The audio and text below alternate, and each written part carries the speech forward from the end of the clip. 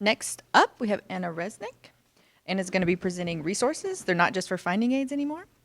Anna is an archivist at the Texas State Library and Archives Commission, a position she's held for 5 years. She appraises, processes, and describes state government records, especially those created by the Texas Commission on Environmental Quality and the Office of the Attorney General. As part of her institution's ArchivesSpace implementation team, she tests processes and procedures, as well as assists the other archivists in using the system. Anna?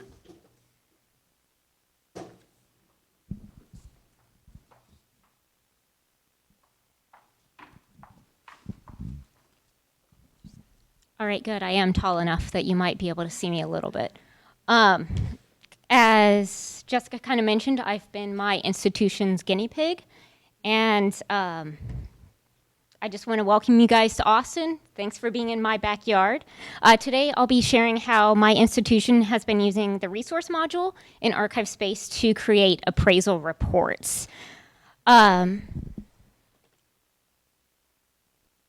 So we are located right next to the state capitol, in between here and the main conference hotel. Here's another shot of our building, which is different than the one Rebecca showed.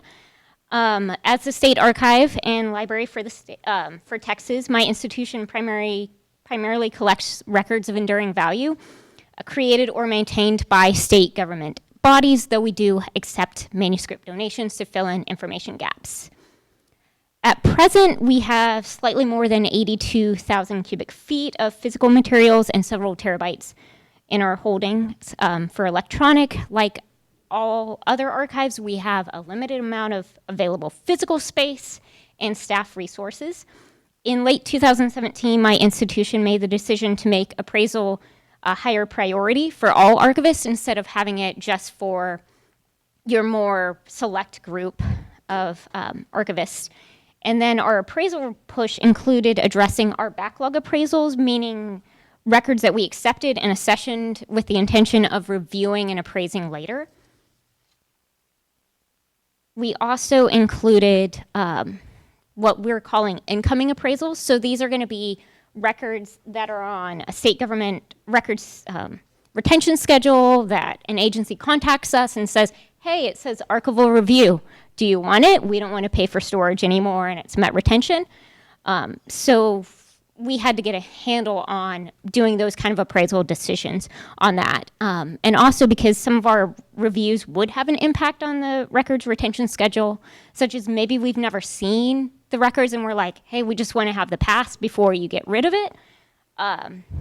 We probably have a lot more detail in our appraisals than I think a lot of other institutions do. So prior to moving to ArchivesSpace for doing appraisal, our appraisal reports were primarily written in Word. And so because of that, fonts were all over the place and just kind of everybody formatted it so much differently. Some of them were mounted on our agency website, and then we also made some of them available alongside with our other descriptions with binders in our reading room.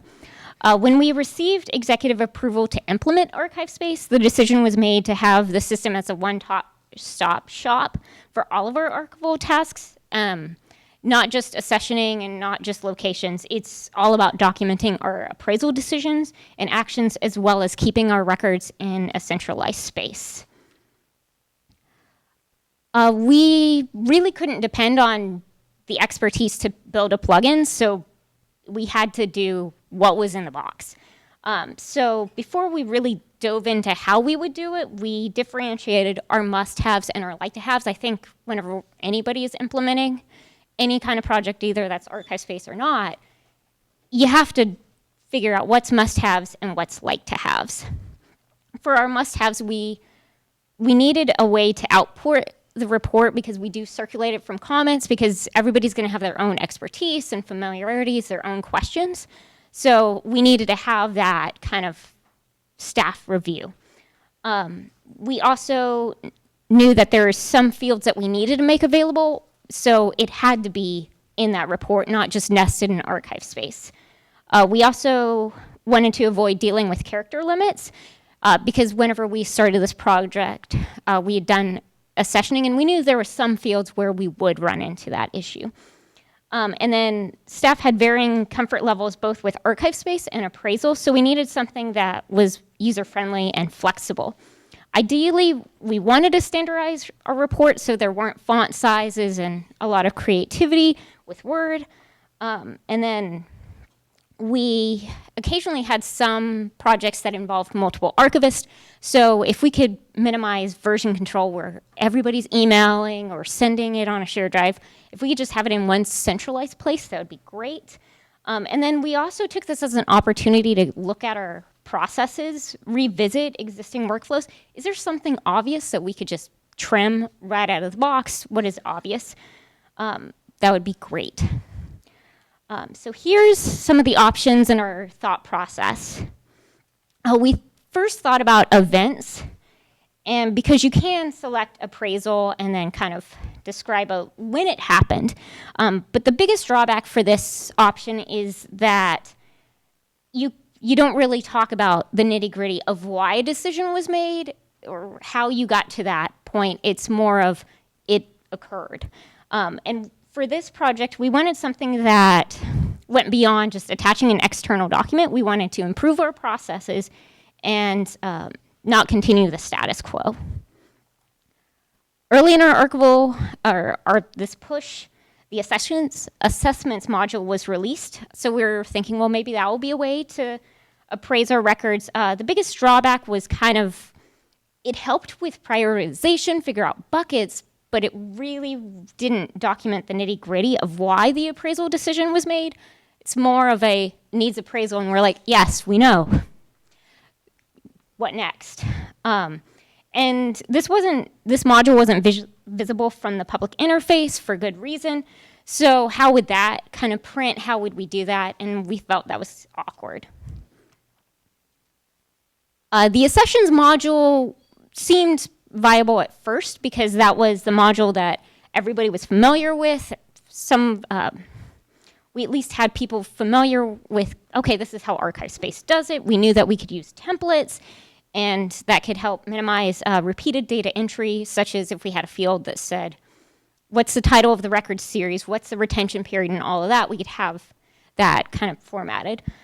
And some of the information that we were capturing did kind of already fit in the Accessions module, but we did realize that it didn't quite meet our needs. As mentioned before, content description has character limits, and if we really wanted to describe something of like, hey, this is what it is, we were constantly running into that limit.